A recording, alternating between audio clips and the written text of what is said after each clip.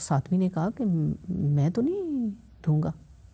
پھر انہوں نے کہا اچھا چلیے ایک آنکھ ہی دے دیجئے۔ اس نے کہا یہ کیسے ہو سکتا ہے، میں اپنی آنکھ سے دیکھتا ہوں۔ انہوں نے ایک ایک اس کا جو عضو ہے اس کو گنا، تو اس نے کہا کہ نہیں میں تو نہیں دوں گا۔ تو پھر انہوں نے کہا کہ دیکھو میں تمہیں اتنی رقم دینے کے لیے تیار ہوں، تو تم اگر یہ چیز تمہارے پاس یہ چیزیں ہیں، تم اتنی مالیت کے مالک ہو، اتنی زیادہ دولت ہے تمہارے پاس، تمہیں اس کا اندازہ ہی نہیں ہے۔ بے شک ہمیں اس کا اندازہ نہیں ہے کہ ہمارے پاس اللہ تعالیٰ کی کیسی کیسی نعمتیں ہیں۔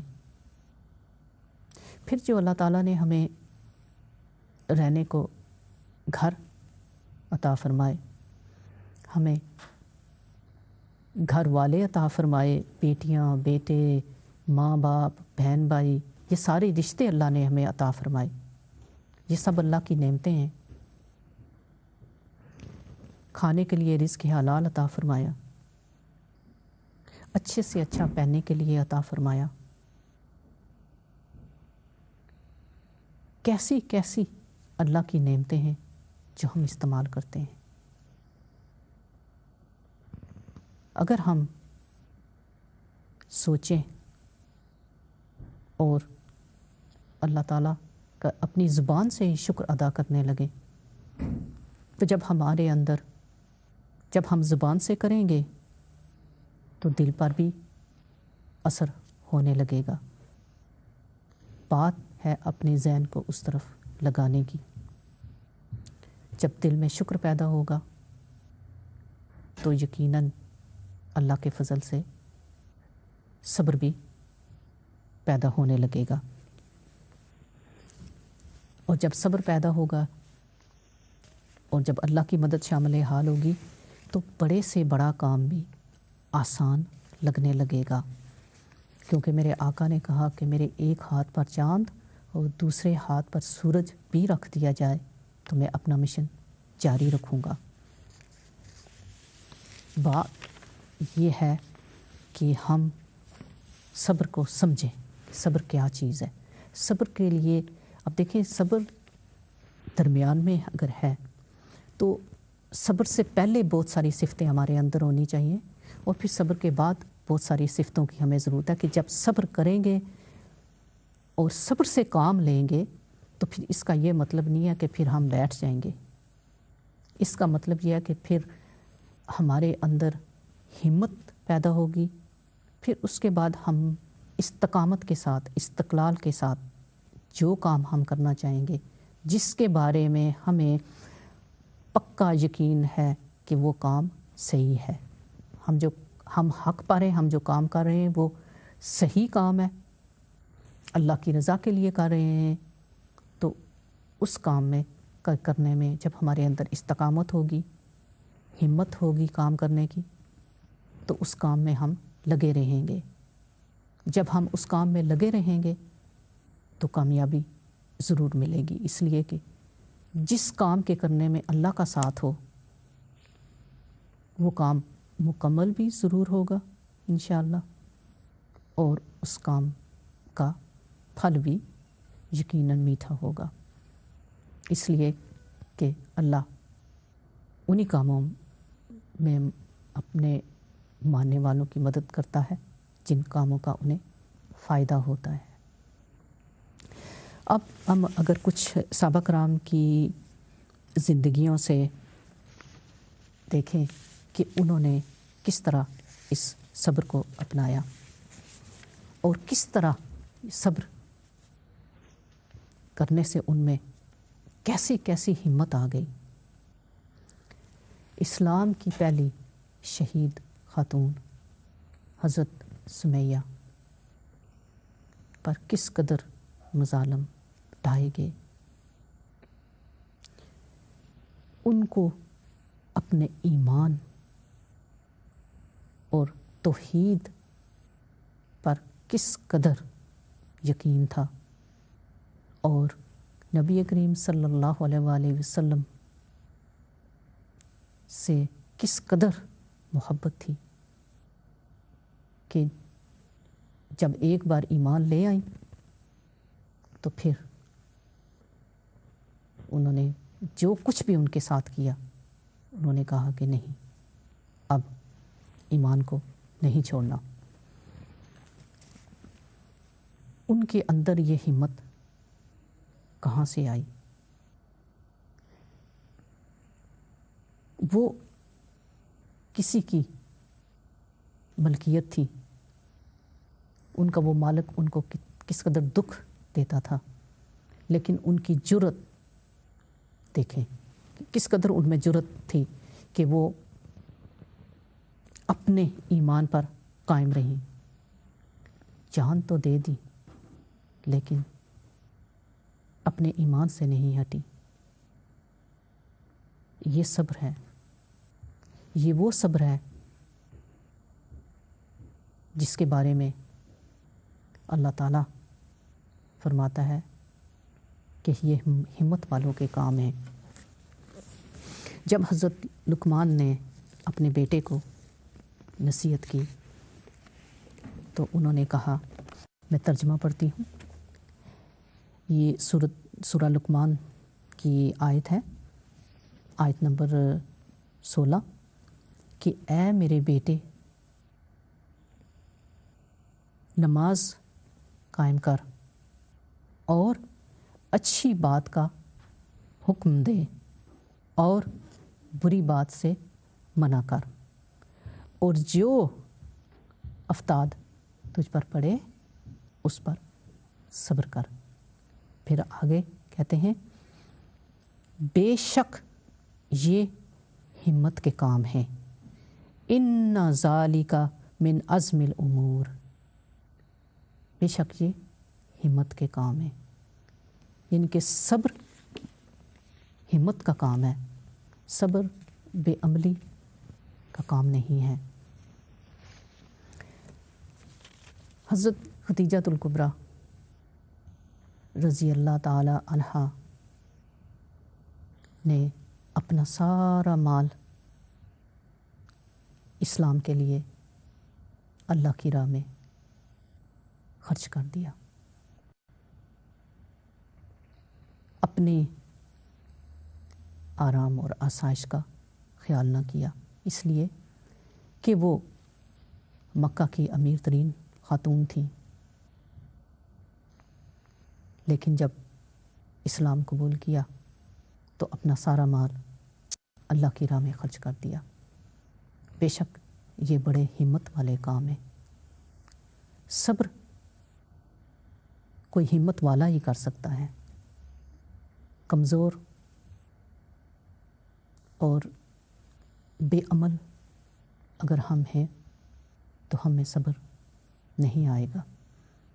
صبر اور حوصلہ جبھی ہمارے اندر آئے گا جب ہم اپنے ایمانوں کو مضبوط کریں گے۔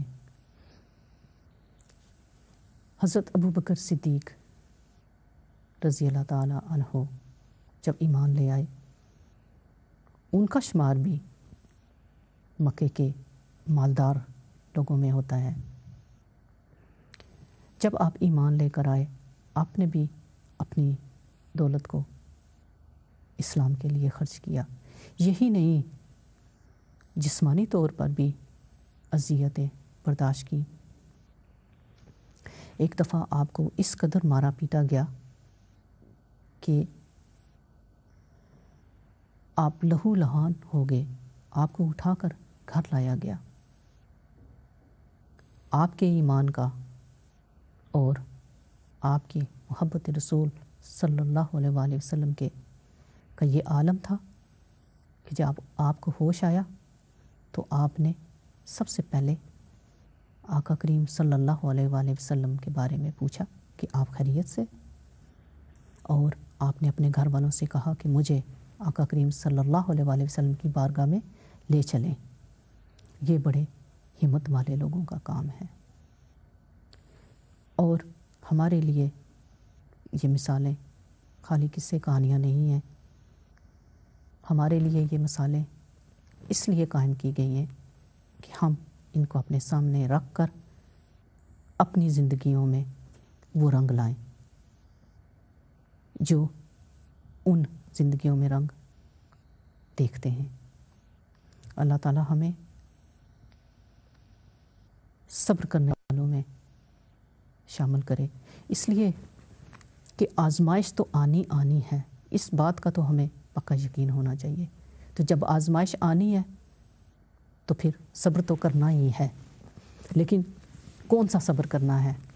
वो सब्र जिसको हम सब्र कहते हैं, या वो सब्र जो पहले हमने सीखना है, समझना है, फिर उसके बाद अब आजमाइश तो हमारी जो है वो होनी ही होनी है।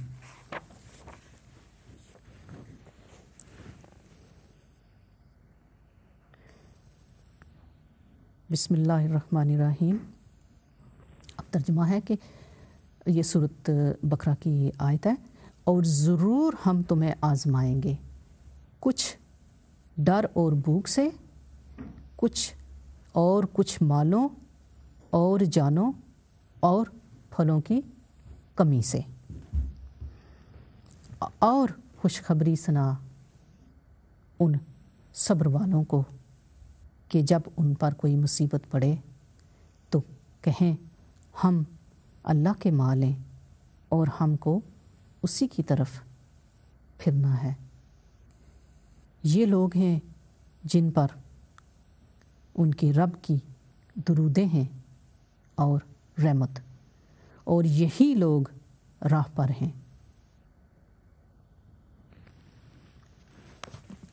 अब हमने इन लोगों में शामिल होना है। जब इन लोगों में शामिल होना है तो अल्लाह ताला फरमाता है कि वो भूख से भी आजमाएगा, जान की तकलीफ़ से भी आजमाएगा, फलों की कमी से भी आजमाएगा। अभी इस आयत की तफसीर में हम देखते हैं कि ये जो आजमाइशें हैं इनको थोड़ा सा और खोलते हैं कि इनसे क्या मुराद है। इमाम शाफी रहमतुल्लाह अलैह ने इस आयत की तफसीर में फरमाया कि खौफ से मुराद अल्लाह का डर है, और रमज़ान के रोज़े, इससे जो भूख मुराद है वो रमज़ान के रोज़े हैं। माल की कमी से मुराद एक तो ये है कि जो ज़कात देनी है, और ये कि सदक़ात हम कितने देंगे, अल्लाह की राह में हम क्या कुछ खर्च करेंगे। जानों की कमी से मुराद बीमारियाँ और फिर उनसे होने वाली मौत। फलों की कमी से वो फरमाते हैं कि औलाद की मौत मुराद है, इसलिए कि औलाद दिल का फल होती है। हदीस शरीफ में है कि सैयद आलम सल्लल्लाहु अलैहि वसल्लम ने फरमाया, जब किसी बंदे का बच्चा मर जाता है तो अल्लाह ताला मलाइका से फरमाता है कि तुमने मेरे बंदे के बच्चे की रूह को कब्ज़ कर लिया। वो अर्ज़ करते हैं हाँ या रब। फिर अल्लाह फरमाता है तुमने उसके दिल का फल ले लिया। वो अर्ज़ करते हैं हाँ या रब। अल्लाह फरमाता है मेरे बंदे ने क्या कहा? वो अर्ज़ करते हैं उसने तेरी हम्द की और कहा इन्ना लिल्लाहि व इन्ना इलैहि राजिऊन। फिर अल्लाह फरमाता है उसके लिए जन्नत में मकान बनाओ और उसका नाम बैतुल हम्द रखो। अब कुछ लोगों को किसी चीज़ से आजमाया जाता है, कुछ लोगों को किसी चीज़ से आजमाया जाता है, और कुछ अल्लाह के ऐसे भी बंदे होते हैं जिनको इन सारी चीज़ों से आजमाया जाता है। अब ये तो अपने अपने मकाम, अपने अपने ज़र्फ़ की बात है। अल्लाह ताला किसी पर किसी की जान से ज़्यादा बोझ नहीं डालता। جتنا ہمارا ظرف ہے اسی کے مطابق ہم آزما جائیں گے، لیکن چھوٹی آزمائش ہو یا بڑی آزمائش ہو، اس سے کامیابی سے گزرنا ہے تو پھر اللہ کی مدد کی ضرورت ہوگی، اور جب اللہ کی مدد چاہیے تو پھر ان اللہ مع الصابرین، اللہ تو صبر والوں کے ساتھ ہے، تو پھر ہمیں صبر ہی کرنا ہے، لیکن وہ صبر نہیں جس کو ہم صبر سمجھے بیٹھے ہیں۔ صبر وہ ہے جو ہمارے بڑوں نے کیا، جو ہمارے آقا نے کیا، جو ہمارے آقا کے اصحاب اور اصحابیات نے کیا، جو ہمارے اکابرین نے کیا، وہ صبر ہم نے سمجھنا ہے اور اس کو اپنی زندگیوں میں اپنانا ہے، اس لیے کہ ہم ایمان لائے ہیں تو پھر جو ایمان لاتے ہیں ان کی آزمائش ہوتی ہی ہے۔ سورہ عنکبوت میں ہے